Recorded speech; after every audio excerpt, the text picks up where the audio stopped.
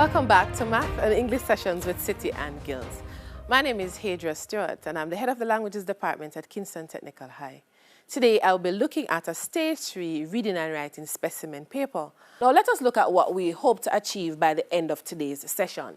So by the end of the session, candidates should be able to do the following. Correctly answer questions based on a Stage 3 Reading and Writing Specimen paper set on the theme Employability. Candidates should also be able to write a very impressive letter of application for employment and share information with others about the essential details to include in a letter of application for employment. So let's go. So we're looking at this Stage 3 specimen paper, and the theme for that paper is employability. Remember, our theme for this year is media and communication. Now we're going to look at source document 1. We're going to focus on 2 documents today from the Stage 3 paper. Remember, at Stage 3 you are exposed to 3 documents. So let's go with the document number 1. So this one is entitled The Job Hunter, 5 Steps for First-Time Job Hunters. Congratulations, you've done it. You made it through school. You have your certificates and you're finally ready to make your mark in the world. It's time to get your professional life started. Here are some steps to help you make a successful transition. First one, pinpoint your direction. After years of school, you are completely certain about what you want to do, right? If not, now is the time to determine what your strengths are and identify what kinds of careers suit you. Are you someone who loves to be around people? Or are you happier crunching numbers or creating computer programs? Focus your direction on careers that match your interests and talents. Step 2, assemble your toolkit. It is important to have the right tools for any task. The tools needed for a job search are a CV, what we call a curriculum vitae, which including a personal profile and covering letter. Take the time to write a CV and covering letter that clearly convey your strengths and your experience. Here are a few tips to remember. You need a functional CV, which highlights your abilities. Focus on accomplishments and results that you have achieved. Use action words in your CV and covering letter, which describe your experiences. So talk about the things that you have initiated. What are the things that you have started? Talk about the things that you have produced and the things that you have managed. If you don't have much work experience, think about activities or volunteer positions. Step number 3, network. One of the most important tasks in any job search is networking. Take advantage of any resources that you have, including your school's career office, friends who left school before you and are already working, friends of your parents, former teachers, and neighbors. Send emails to ask if your contacts know someone who can help you. Pass your CV around and ask others to do the same. Call your contacts to see if they know someone who works for a company that you are interested in joining. And step 4, play the part. If you want to join the professional world, make sure that your email address and your social media profiles are appropriate. That means if your email username is crazygirl2015, you might want to get a new account. So that's the end of source document 1. So we move now to section 1 of the reading and writing paper, and this section values 35 marks. Remember, this is Stage 3, and we're going to look at the instructions and the types of questions that you are given. So read the documents in the source booklet and answer the following questions. So I just read document 1. The instruction says questions 1 to 5 are about document 1. Here we have a multiple choice question, and I'm going to encourage you again to use the process of elimination when you're doing the multiple choice. So make sure you look at all 4 options before you make a decision. Then you eliminate the ones that are so far from being the answer. And then, as I said before, you may end up with 2 that are pretty close. If you are not sure which of the 2 to choose, then you always go back to the source document to make sure that you get the correct information.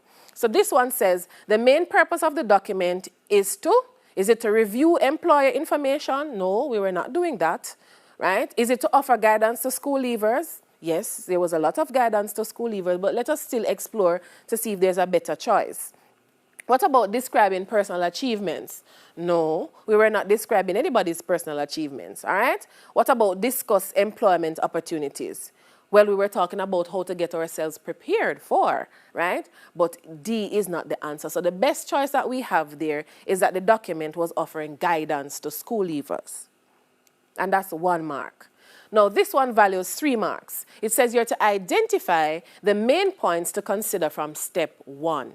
3, it values 3 marks. It didn't tell you how many points to identify, but if I were you, because it values 3 marks, I would choose 3 points. So first thing, pinpoint your direction, know where you want to go, okay? Second one, determine your strengths, what you are good at. And then focus on careers that match interests and your talents. You would know what interests you have and what talents you have. So focus on those. This question says, what 2 aspects of your online personal details should be checked before applying for jobs? And you can earn 2 marks for answering this correctly. And your answer would be your email address, very important, and your social media profiles. Those say a lot about you. Next one, identify 3 features of layout that make the document easy to follow. So the examiner may ask you to identify features of layout, or the examiner may say identify organizational features. Sometimes you're asked just to identify the features, and sometimes you're asked to say why those features were used. So make sure you read and follow the instructions carefully. So you're to identify 3 features of layout that make the document easy to read. Well, we had heading or title or topic. Just choose one of those. We had bullet points or numbering. Choose one. You had image, picture, or photograph. You were not able to see the image today, but on your specimen paper, you will definitely see the image. The next task says the vocabulary used in the text. Is it analytical? Were we analyzing anything? Think about it. Was it entertaining? No, sir, definitely not. Was it authoritative? Were you being told that you must do this? Or was it encouraging? Sounds more like an encouragement, right? Yes, it was encouraging young school leavers of what to do as they advance into the working world. So D looks like our answer, and we have ticked it. We have just earned 1 mark. So those are the questions related to source document 1. Now we're going to focus on source document 3. And source document 3 is entitled JamaicaJobs.com. And this one is actually an advertisement that is posted online. Begin your career with a global company and an exciting opportunity to work across diverse industries. You only need a school leaving certificate or HEART Level 2 certificate. Description? We need people to start immediately at our Kingston and Portmore locations. Zena Inc. is looking for you. Come and be a part of a $25 billion leader in technology and innovation. We are currently seeking individuals who want to be superior customer service associates. We provide a fully paid training program, competitive benefits, and career growth opportunities. Zena Inc. offers a competitive hourly rate plus pay for performance bonus opportunities. If you want to be a part of a world-class company with a great reputation, apply today. Here's a job summary. We need people who can create a memorable experience for our customers by answering their calls in an efficient, courteous, and accurate manner.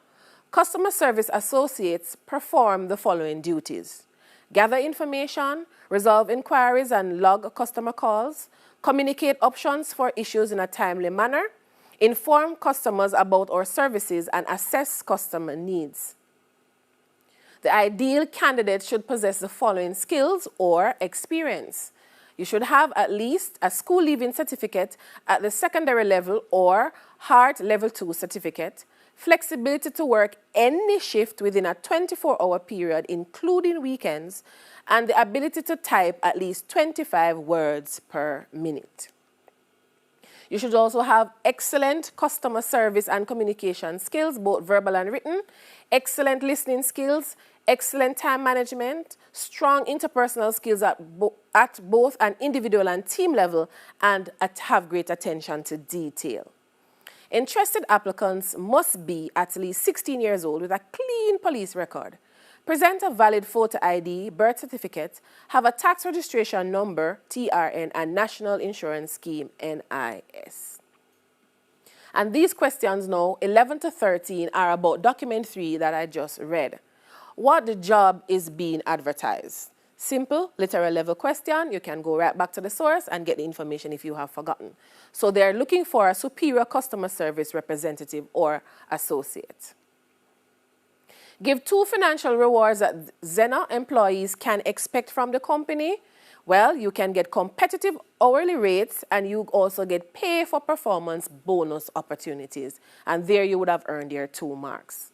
Name 3 documents applicants must have. Many were mentioned, just give 3. So we have the level 2 certification, the birth certificate, tax registration number, and there are others, but they only want 3. Now this section is about grammar and punctuation. In the following text, circle the correct grammatical option. Let's look at it. Self-belief or self-confidence is or are or was thought to be the way that you feel about your skills, abilities, looks, and behavior. Persons who have high or highly or highest levels of confidence may learn things quickly and trust that them or their or they can complete tasks to a good standard. Are you seeing the correct options?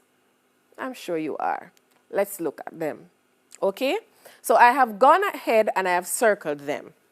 So it would read, self-belief or self-confidence is thought to be the way that you feel about your skills, abilities, looks, and behavior. Persons who have high levels of confidence may learn things quickly and trust they can complete tasks to a good standard, and you would have just earned your 3 marks.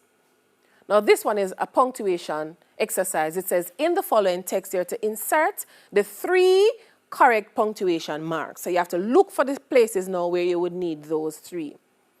It's like Forrest Gump said, life is like a box of chocolates.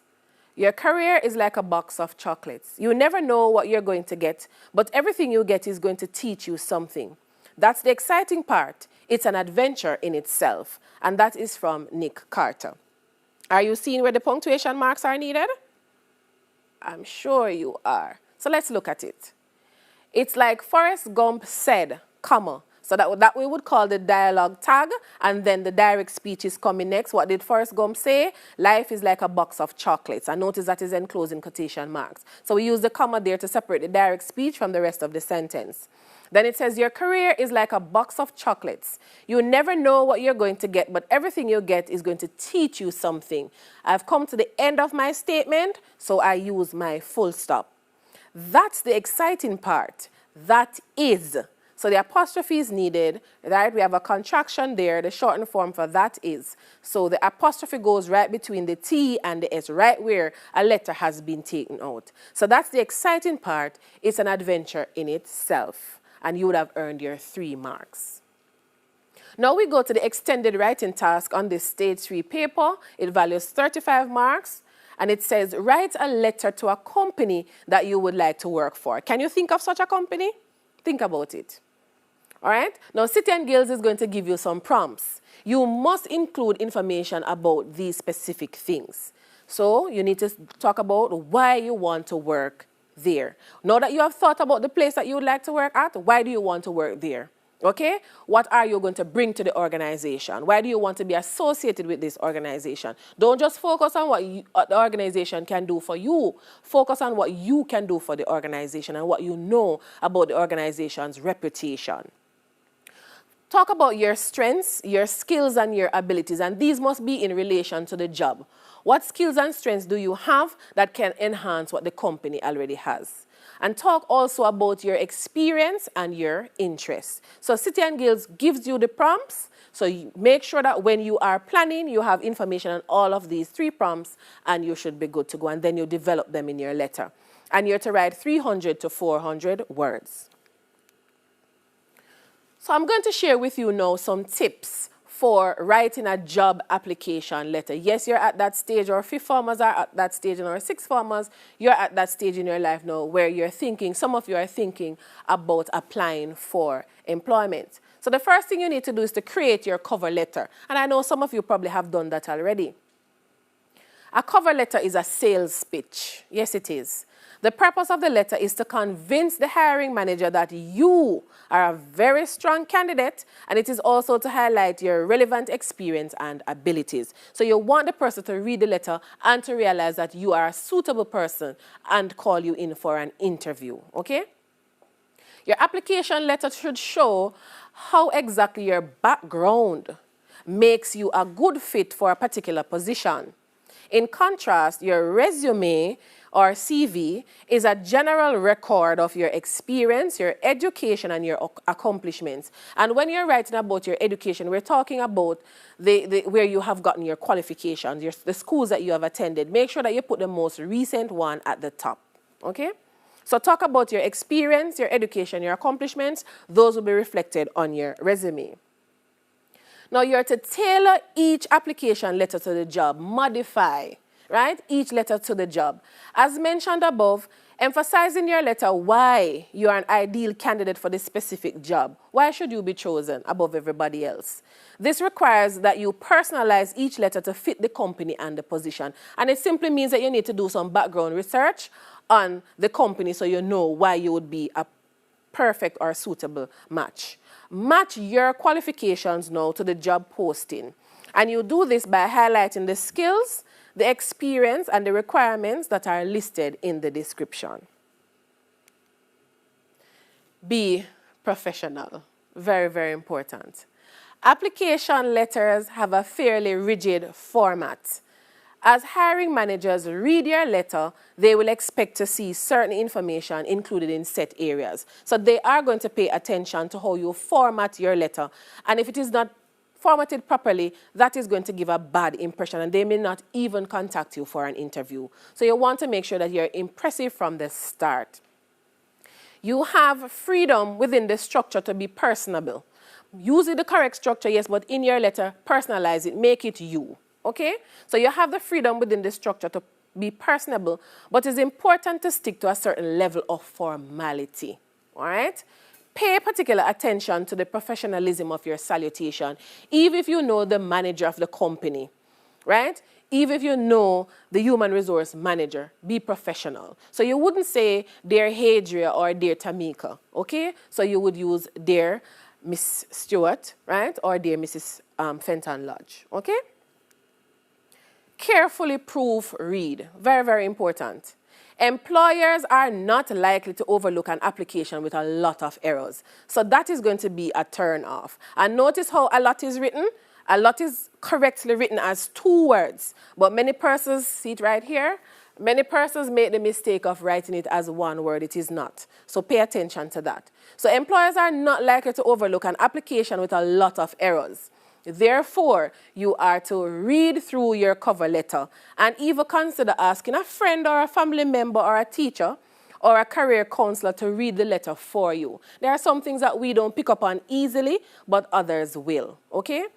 Proofread for grammar and spelling errors, and you want to make sure that you use the correct structure as well. Remember, this is a formal letter. Be particularly mindful to spell the letter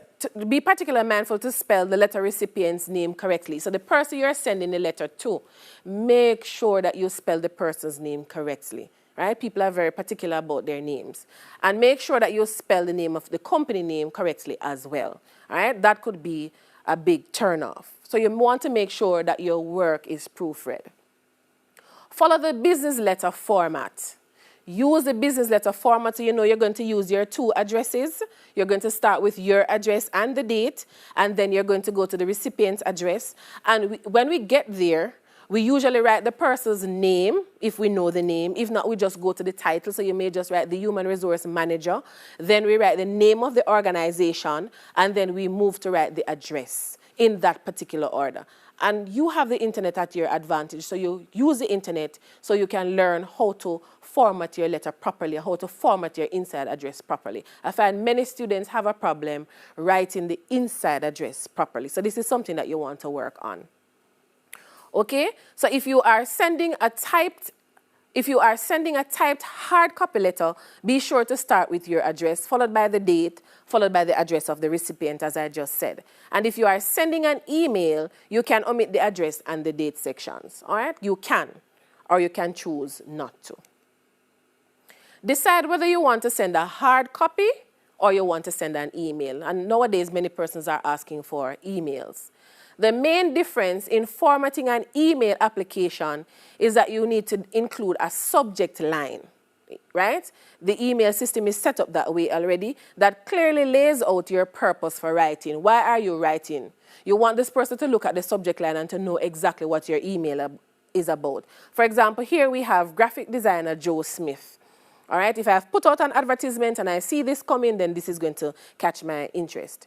Instead of placing your contact information at the top of the letter, as you would in a hard copy, you will include it below your name. So what I would advise you to do is to type up your letter and as a Word document, and then you're going to send it as an attachment in your email. So do not go directly in the email and type up that letter of application. Send it as an attachment. And make sure that whatever information you put in the subject line is very brief, so that one glance at the subject line and the recipient will know exactly what the email is about. Okay? There are many things that can discourage the recipient or cause the recipient not to show much interest in what you are writing. So make sure you know how to do things properly. Remember, you are the person seeking the employment, so it is going to benefit you in the end. What is the body of a cover letter? Okay, the body of the cover letter is the section which tells the hiring manager what position you're applying for and why the employer should select you for an interview. Okay? Then we look at the first paragraph quickly. This paragraph should include information on why you are writing. So as you start the letter, the body, we should know what is your reason for writing. Mention the position you're applying for and where you saw the listing, and include the name of a contact or reference if you have one. In your middle paragraph, that letter you should describe what you have to offer the employer. Make strong connections between your qualifications and the position requirements, and mention specifically how your skills and experience match the job that you are applying for. Use several short paragraphs or a bulleted list of your qualifications rather than one large block of text. And this will make it easy for the reader to quickly scan and absorb the important information.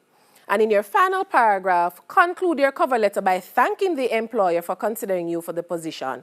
Include information on how you will follow up if you have the contact information for the hiring manager to do so. No, sometimes later becomes never because we procrastinate. So guess what? Do it now. So go now and do that letter of application and write a very impressive one. Practice, practice, practice.